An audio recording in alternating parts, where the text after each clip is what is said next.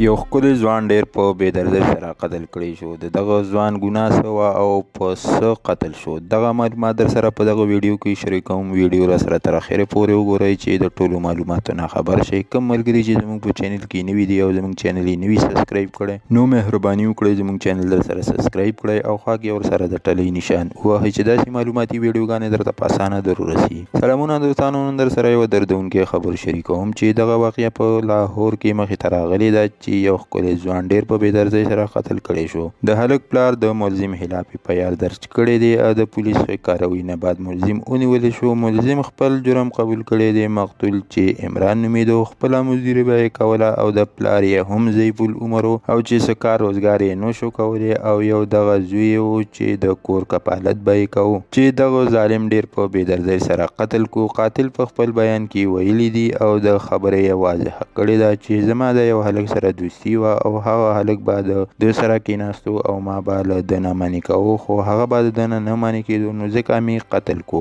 دوستانو، داسې ډېرې واقعګانې دي چې بې ګناه قتلونه کېږي او خبره هېڅ معلومات نه وي او که وګورئ نو نن سبا د هلک د ماشومانو سره داسې ناروا کارونه هم کوي او حکومت د یو څو روپو دپاره هغه قاتل پرېږدي او هم هغه قاتل په معاشره کې یو ناسور وګرځي. ملګرو، حکومت لا هم په کار دی چې داسې خلکو ته سخته سزا ورکړي. دوستانو، دا یو دردونکی خبر چې در سره مو شریک کو. که ویډیو مو خوښه شوي نو لایک شیر کړئ او چینل در سره ضرور سبسکرایب کړئ. مننه کوم چې ویډیو مو را سره تر اخره پورې وکتله او د بلې ویډیو پورې د لوی الله په امان.